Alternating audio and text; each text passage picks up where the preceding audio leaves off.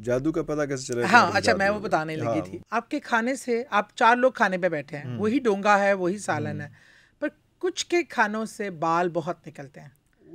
वो भी एक बहुत बड़ी निशानी है। ख्वाबों में आपको बहुत ज़्यादा छिपकलियाँ, सांप और ये चीज़ें देखना, अजीब किस्म की बर्निंग होना, पेट में मरोड़ उठना, टांगों में जान ना होना, और अच्छा जिस्म पे अचानक नील नमदार हो जाना, जिस्म पे सुई, एकदम आप लेटे हैं, किसी हिस्से पे आपको लगता है टक किसी ने सुई मारी है, ये चीज़ें आपको महसूस हो जाती हैं।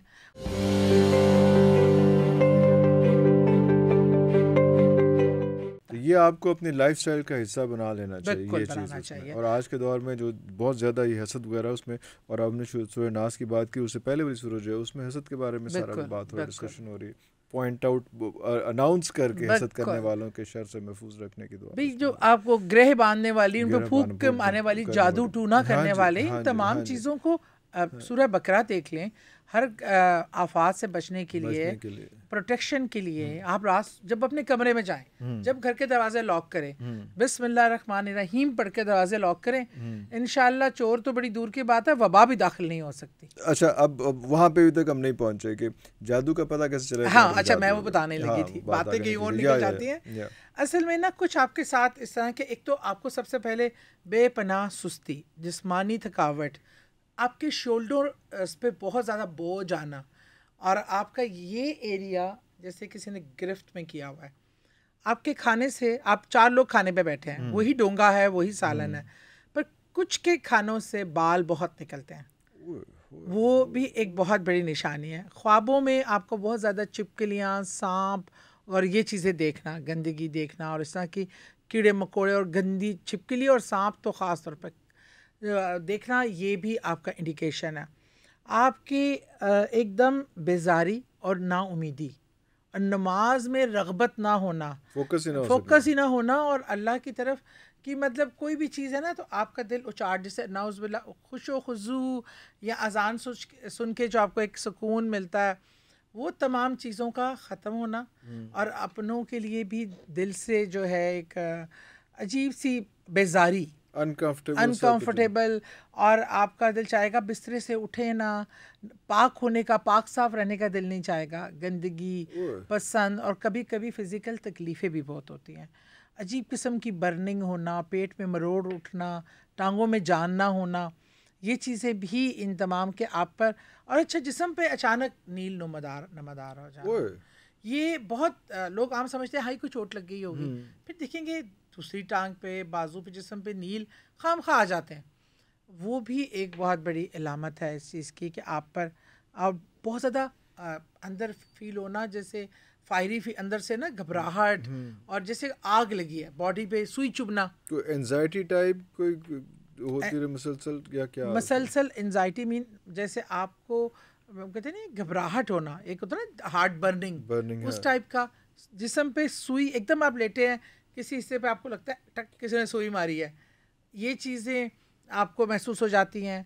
अच्छा, और एक हमारी यहाँ एक चीज़ें बहुत लापरवाही उसमें होती है, आपको याद होगा, अब तो खैर इतने पुराने नहीं हैं नहीं काफ़ी पुराना, तो कि जैसे सदी से आए की बात है जी हमारे जैसे हम कंघी करते थे, हमारे बाल होते थे, हमारी बड़े बूढ़ों ने ना एक लिफाफा सा बनाया होता था, सब उसमें डालती थी, पाउच सा होता था, उसमें डाल के, उसमें डाल के जमा करके या तो दफना दिया जाता था आखिर में, या बहा दिया जाता था, और नाखूनों की भी हदायत थी कि इधर उधर नहीं फेंकना, फेंक कर पानी में बहा दें या उसको दफना दें, क्योंकि ये चीज़ें सबसे ज़्यादा आसानी से जादू के लिए इस्तेमाल होती हैं। नाखून और बाल, आपके बाल, पहना हुआ आपका कपड़ा, किसी को भी कोई आपसे कपड़ा मांगे, आपको पहना हुआ नहीं कपड़ा देना जब तक कि वो धुला हुआ, किसी को अपने अगर देना है अल्लाह के वास्ते तो धुलवा के उसके आपकी बॉडी को टच किया हुआ ना हो। हाँ, ये चीज़ें हम बहुत बेध्यानी से कर जाते हैं, और घर में एक तो खुले बर्तन छोड़ना, गंदे बर्तन किचन में खुले रहना, इनको धो के ढक के रखें। हम जो तस्वीरें या हमने कुछ ऐसे रखे होते हैं जिनकी आंखें हैं, और इन चीज़ों को अव्वल तो रखना नहीं चाहिए, अगर रखें तो रात को उन पर कपड़ा डाल शीशे पे कपड़ा डाला जाता था। शीशे, हाँ मुझे याद है आपको सिंगार मेज होते थे, तो हम बचपन में देखते थे। हाँ। खास उनका एक ना उस पर कपड़ा डालने के लिए बनाया जाता था, एम्ब्रॉयडरी करके पूरी खूबसूरत सी चीज वो। और जब इस्तेमाल करना है, हटाना है। आपको पता है जिन्नात और चीज़ों को ट्रांसफर करने का जो एक मीडियम है बनता है वो मिरर, वो जो फास्टेस्ट और जादू भी मुवक्किलीन के। हमारी आज की बच्चियां तो शीशे के आगे से हटती कोई नहीं है, और हर कमरे में हमने शीशे हर भर के लगाए हुए हैं। और वो सबसे आसान अप्रोच है आप तक रीच करने की। एक ये चीज़, एक शीशा, और एक जो है वो जो तस्वीर है जिसमें आंखों वाली तस्वीर है उसमें। आपको पता है अभी मेरे पास एक केस आया था, वो कहा जाता है कि उसमें बेस कर लेते हैं आंखें, वो आंखें यूज़ करते हैं, वो आंखें यूज़ करते हैं। एक खातून की दोस्ती हुई किसी और खातून से, उनकी बेटी इकलौती, माशाल्लाह बड़ी जायदाद, और रिश्ता हुआ वह खाला के घर, बहुत खुश थे। इनकी एक अचानक ही एक दोस्त बन गई, और वो आके ना तस्वीरें उनके घर आई, तो वो चाय वाय का इंतज़ाम करने वापस आई, तो जो बच्ची की तस्वीरें थी ना, वो मोबाइल से ना अपनी उसकी आंखों की तस्वीरें ले रही थी, और लड़के की भी एंगेजमेंट की जो इवेंट्स की तस्वीरें थी। अब यकीन माने दिनों में मंगनी टूट गई, सब कुछ हुआ, क्योंकि वो खातून चाहती थी कि इस बच्ची का मेरे बेटे से हो जाए। उसको वो जायदाद नज़र आ रही थी। अल्लाह ने है डिस्क्लोज़ कर दिया। वो लोग मेरे पास आए, इतने मतलब परेशान थे। और वही बात है कि वो फ़ोटोएँ ले रही हैं, कपड़े मांग रही हैं कि मेरी बेटी ने एक ड्रेस पहनना है। बेटी का ये जो उसने कहा नहीं अभी ये ड्राई क्लीन नहीं हुआ हुआ, कोई बात नहीं, ऐसे इस्तेमाल कर लेगी। बहनें हैं, वो बहनें नहीं हैं, वो आपको किसी और मिशन, हाँ वो और मिशन पे हैं। तो आपको बहुत ज़्यादा उससे उनको तस्वीरें लेने से उनको एहसास हुआ, या थोड़ा सा उनको तो उनके जब घर के हालात दिनों में, जो मंगेतर उसके बगैर सांस नहीं लेता था, मिनटों में उसने शक्ल क्या, फ़ोन उठाना विदाउट एनी रीज़न, सगी बहन की औलाद। और इसी तरह वो बच्ची इतनी मेंटली डिस्टर्ब हो गई, उसको ये फीलिंग्स आना, इवन कभी कटे हुए छोटे छोटे नाखून खाने से निकलना, बालों का आना, वो सब सिम्टम हुए। बच्ची पेरेंट्स के साथ मुतनफ़र हो गई कि पता नहीं क्या दिल में उसके डाला गया, इस तरह का बेजारी, आवाजारी।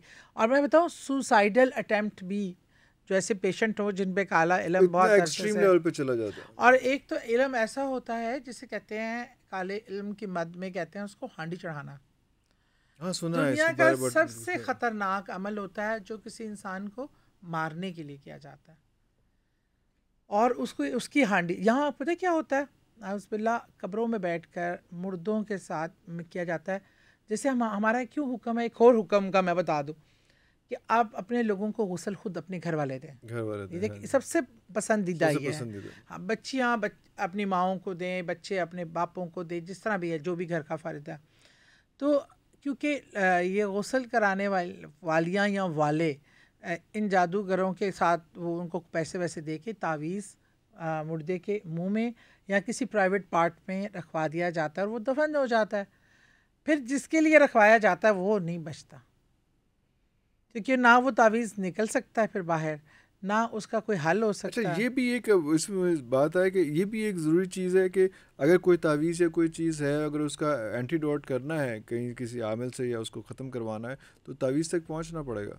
तावीज़ निकाल के ख़त्म तावीज़ दरियाफ्त करके उसका असर ख़त्म किया जाता है। जो इस तरह के काले जादू होते हैं, और जैसे मतलब हांडी चढ़ाने का, वो तो मैंने लोगों को, अल्लाह माफ़ी दे, मतलब मारने वाली ज़िंदगी सिर्फ अल्लाह ताला देता है, जान भी अल्लाह ताला ले सकता है, लेकिन वो जो ये कर रहा होता है जादू के थ्रू, वो अपने ज़िम्मे ले लेता है। इसलिए काला जादू कराने वाला तो दायरा इस्लाम से फारिग हो जाता है।